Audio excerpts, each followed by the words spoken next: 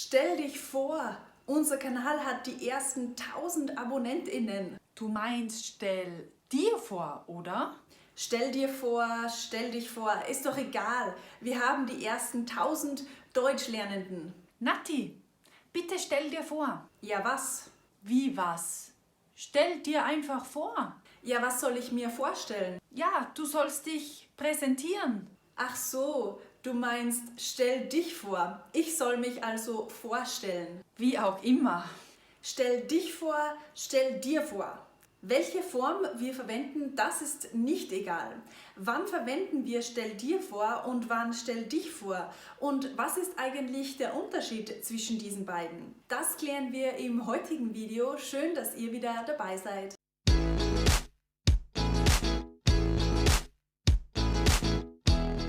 Wir sprechen heute über das Verb sich vorstellen.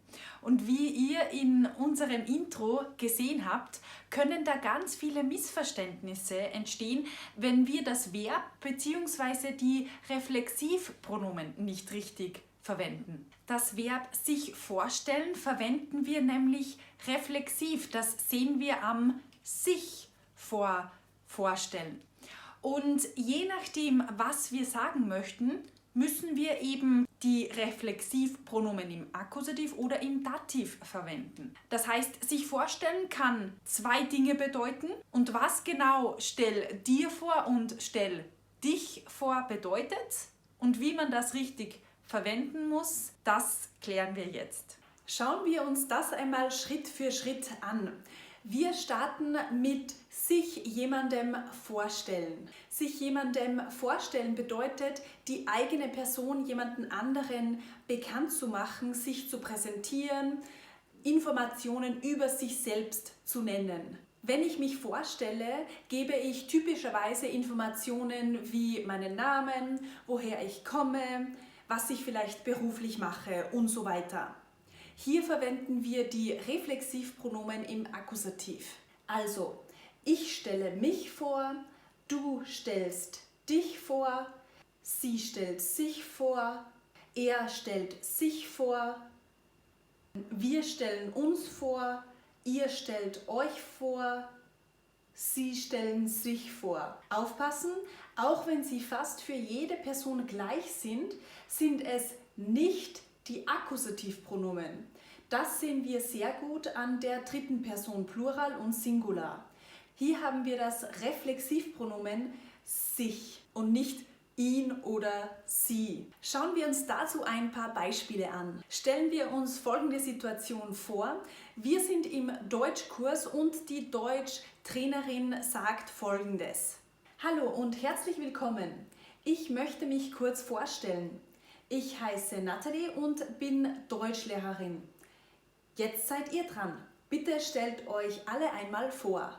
Also jeder und jede soll sich selbst kurz vorstellen. Und hier ein Beispiel aus der Vergangenheit. Mit unserem ersten Video haben wir uns vorgestellt. Oder hast du dich schon einmal wo vorstellen müssen? Aber aufgepasst, wenn wir etwas oder jemanden vorstellen möchten, aber eben nicht uns selbst, dann verwenden wir keine Reflexivpronomen, sondern wir müssen die Akkusativpronomen verwenden. Das heißt, mit den Personalpronomen im Akkusativ können wir also eine andere Person oder etwas anderes, also eine andere Sache vorstellen. Zum Beispiel, der Verkäufer stellt die neuen Produkte vor. Der Verkäufer stellt sie vor. Also nicht sich, sondern sie. Oder der Verkäufer stellt das Produkt vor. Der Verkäufer stellt es vor. Oder die Deutschlehrerin stellt die neue Schülerin vor. Mit Akkusativpronomen würden wir so sagen, die Deutschlehrerin stellt sie vor. Also nicht die Deutschlehrerin stellt sich vor, das bedeutet, sie stellt sich selbst vor. Oder die Deutschlehrerin stellt sie vor, das bedeutet dann, sie stellt jemand anderen vor. Das kann aber auch eine Sache sein. Also Achtung, je nachdem, was wir sagen möchten, verwenden wir entweder die Reflexivpronomen im Akkusativ oder die normalen Akkusativpronomen. Gut, jetzt fehlt uns nur noch eine Information. Bisher haben wir davon gesprochen, dass sich eine Person selbst vorstellt oder dass eine Person eine andere Person vorstellt. Aber wenn wir auch noch hinzufügen wollen, wem wir jemanden oder etwas vorstellen, dann brauchen wir hier noch eine Dativergänzung. Also den Dativ verwenden wir für jene Person, der eine andere Person oder ein anderes Ding vorgestellt oder präsentiert wird. Schauen wir uns auch hier wieder unser Beispiel von vorhin an und ergänzen ein Dativobjekt. Der Verkäufer stellt den Kunden das neue Produkt vor. Wem stellt er das neue Produkt vor? Den Kunden. Wenn wir jetzt den Kunden mit einem Dativpronomen ersetzen, dann sagen wir das so: Der Verkäufer stellt Ihnen das neue Produkt vor. Also, die Person, der etwas vorgestellt oder präsentiert wird, steht im Dativ. Und die Person oder die Sache, die präsentiert oder vorgestellt wird, steht im Akkusativ.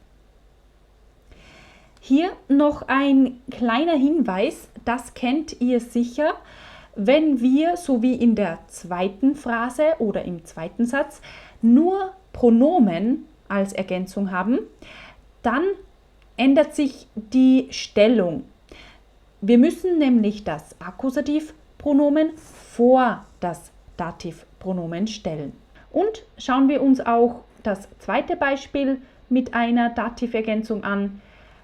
Die Deutschlehrerin stellt der Klasse die neue Schülerin vor. Wenn wir das wieder mit einem Dativpronomen ersetzen, sieht das so aus: Die Deutschlehrerin stellt ihr die neue Schülerin vor. Und auch hier wieder der Hinweis auf die richtige Stellung der Pronomen. Die Dativergänzung müssen wir aber nicht verwenden, sondern es ist optional. Häufig können wir aus dem Kontext erkennen, wem wir jemanden oder etwas vorstellen. Wenn man hier also ganz genau sein will, dürfte man gar nicht Dativergänzung sagen, denn eine Ergänzung erklärt typischerweise etwas, das obligatorisch zu verwenden ist, also dass sich etwas immer verwenden muss, was aber hier nicht der Fall ist. Kommen wir jetzt noch zum Verb sich etwas vorstellen. Sich etwas vorstellen bedeutet an etwas denken oder besser noch sich ein Bild im Kopf machen von etwas. Und hier verwenden wir auch wieder die Reflexivpronomen, aber diesmal brauchen wir die Reflexivpronomen im Dativ und nicht im Akkusativ. Denn im Akkusativ steht das, worüber ich nachdenke oder das, worüber ich ein Bild im Kopf habe oder das Objekt, das ich mir eben vorstelle. Hier sehen wir jetzt noch einmal einen Überblick über die Reflexivpronomen im Dativ. Ich stelle mir etwas vor. Du stellst dir etwas vor. Sie stellt sich etwas vor. Er stellt sich etwas vor. Wir stellen uns etwas vor. Ihr stellt euch etwas vor. Sie stellen sich etwas vor. Wir sehen, dass auch hier die Reflexivpronomen im Dativ genau gleich funktionieren wie die Personalpronomen im Dativ, aber die dritte Person, Singular und Plural, wird zu sich. Hier seht ihr noch einmal den Vergleich zwischen den Reflexivpronomen und den Personalpronomen im Dativ. Schauen wir uns dazu noch ein konkretes Beispiel an. Ich stelle mir eine Katze vor. Das bedeutet also, ich denke an eine Katze, ich mache mir ein Bild im Kopf von einer Katze. Oder wir können die Katze auch mit einem Akkusativpronomen ersetzen. Dann heißt dieser ganze Beispielsatz so. Ich stelle sie mir vor. Hier sehen wir auch, dass wir wieder die Pronomen vertauschen müssen. Das heißt, das Akkusativpronomen vor dem Dativpronomen. Sich etwas vorstellen funktioniert auch mit einem Nebensatz. Ich stelle mir vor, dass wir ganz viele Zuschauer auf unserem Kanal haben. Der ganze Nebensatz kann mit dem Pronomen es ersetzt werden. Das ist wieder unser Akkusativpronomen. Dann würden wir so sagen, ich stelle es mir vor. So, das war jetzt ganz schön viel Information auf einmal. Raucht euch auch schon der Kopf? Zum Abschluss haben wir noch ein kurzes Rätsel für euch. Erkennt ihr hier den Unterschied zwischen diesen beiden Sätzen?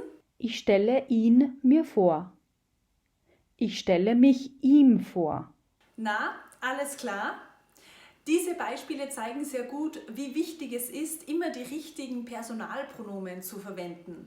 Das erste Beispiel, ich stelle mir ihn vor, bedeutet, dass ich an etwas Männliches denke, also entweder an ein männliches Objekt oder an eine männliche Person, und ich stelle mir diese Person oder dieses Ding in meinem Kopf vor und mache mir ein Bild davon. Im zweiten Beispiel, ich stelle mich ihm vor, möchte ich sagen, dass ich mich einer männlichen Person vorstelle, also präsentiere. Das Verb vorstellen ohne Rückbezug kann übrigens noch ganz viele andere Dinge bedeuten und in vielen verschiedenen Kontexten verwendet werden.